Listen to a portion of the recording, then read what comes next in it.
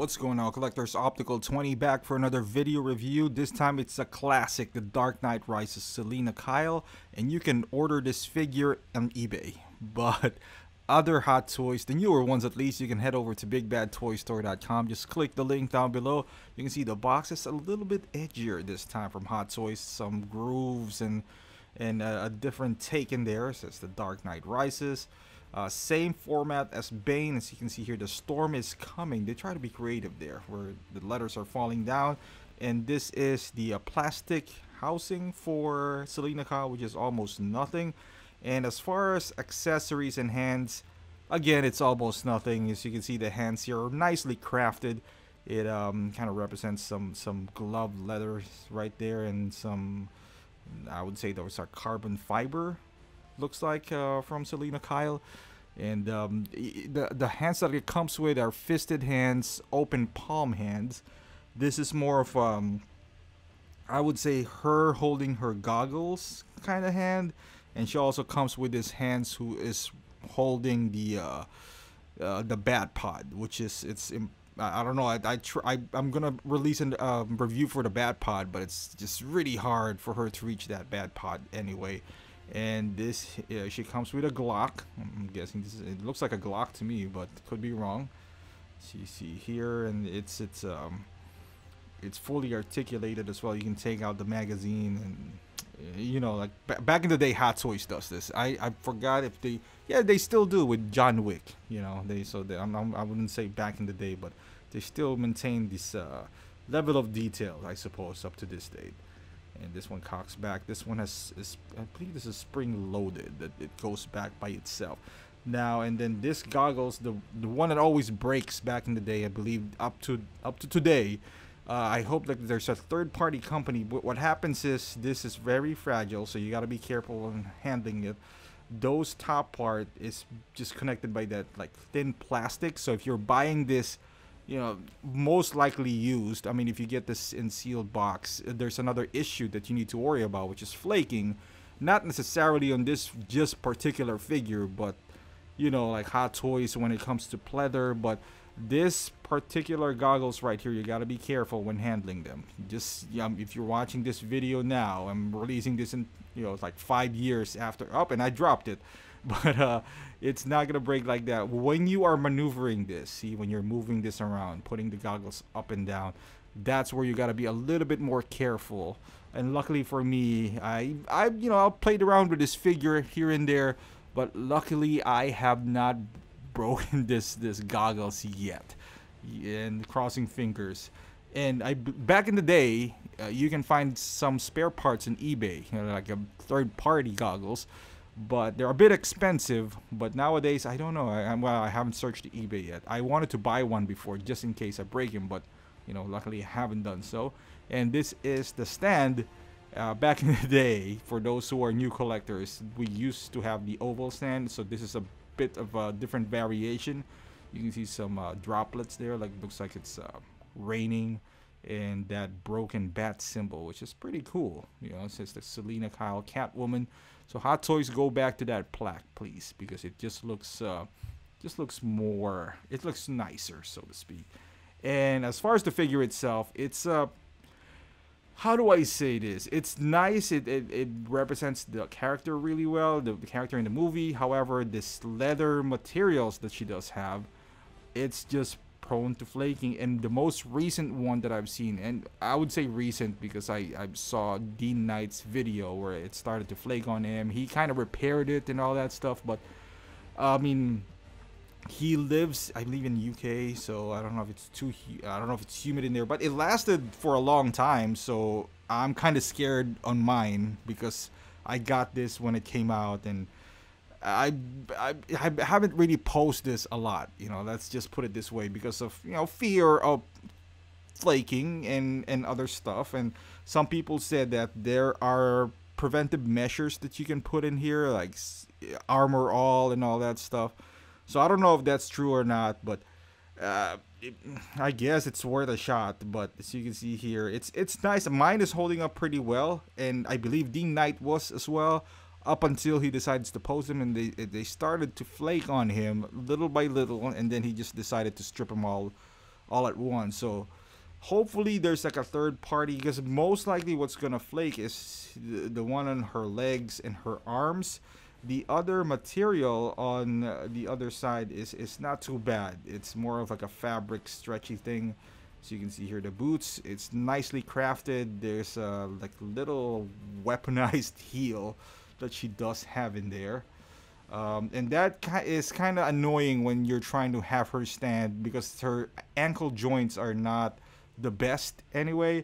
Now, combine them with this heel, so it's not the most ideal situation posing her without the stand. But hey, you can take the risk. The problem too is when you post her without the stand, not only are you putting a risk of her falling down on her face, which could damage the paint, but also the goggles. So that's another issue that you might have. So I always take on the side of precaution. So I always just use with stand with her. And you can see the outfit. Mine is, in fairness to Hot Toys, and we always want to give them, flack, and rightfully so. I mean, like I would say 70% of people who has pleather has flaked. Let's just say 50. I don't have the real data, but I've seen enough that is complaining. Between hers, she is one of the most popular one, and the other one is the Crow with his trench coat. So there's enough people that has been complaining, but mine, I don't know if I'm in an ideal weather situation. I don't do anything special in our basement. I live in Chicago, which is the cold is really cold and the warm is really warm. But so far, so good on my figures. And as far as the face sculpt, so you gotta remember, this figure came out years ago. If I'm not mistaken, 2014 perhaps. So it's not up to standards of what Hot Toys does now. The hair is rooted hair, but without the mask. I mean, you can see the resemblance of Anne Hathaway in there. The hair is a bit of a pain to... When I first got this figure, I believe she was my first female figure. I mean, you can see the Anne Hathaway's face in there. But it's just kind of weird to play around with the hair, because it feels like you're playing with a doll. But it's a bit tricky as well, because like right now, as you can see, it's not all that... It's not complementing her really well. If you go to close-up without showing the hair, you can see it. Although it's not 100% likeness, but at least it's there. So if you're watching this now and you are a big fan of the Dark Knight, that's something to consider. However, would they make another Selina Kyle? I don't think so, honestly. I think that ship has sailed for them to do a version 2 of this. Back in the day when this was announced, this wasn't really a hot seller as well. So just to let you know, so if you were a business like Hot Toys, would you do one that sold pretty poorly initially? So I know this is kind of expensive on the aftermarket now, but still, if they release one, especially the hype is gone for the Dark Knight. I don't know, but yeah, I guess you can bash one nowadays. You can do a kit bash. The outfit is not too complicated, so maybe you can find some third party. You see that hair? So ideally, you want that hair in the back of her ear, but it's a bit tricky to do so, because that means you gotta tighten up the goggles. So you kind of like put him out there just to tidy it up a little bit, and maybe you can put some hair products or whatever, which I have not personally done. I'm just scared that I'm gonna mess it up more, so sometimes I just leave it up like that. So, and this is the best look for her, honestly. Kind of like pull back the hair, and once you put the goggles on, I would say this resembles Catwoman very well. As much as better as you could. I guess you can make the argument that they could have done a better job on the hairline right there, I suppose, because there's still a paint over that rooted hair. So I don't know what the idea there is, but yeah, the idea here is to tighten up these goggles and pull the hair back. But back then I did it perfectly because I had my wife's help, because I was pulling back the hair and she was the one like putting the goggles on. Now I don't want to bother her, so I just did it myself here. And we're going to some poses, and this is what she's doing, like just holding the gun. There's limited poses that you can do with this. No, I wouldn't say limited, but in my case, I'm trying to I guess minimize what I could do with the figure. So her just holding the gun out. She's a bit tricky as well because you wanna put some feminism, whatever you want to call that, in this figure, a feminine look, but at the same time you want her to be kind of badass at the same time. But it's Catwoman, so yeah, kind of throw the hips out, the way she stands, one leg standing, so it's a bit tricky. I'm not really good at posing female figures, especially the one with no powers. If it's Scarlet Witch, you can just make her float in the air. With her, it takes a little bit of maneuvering to make her look, kind of like sexy / still powerful and all that stuff. But I've seen one who was a Clipper King back then. He does really good poses with this figure.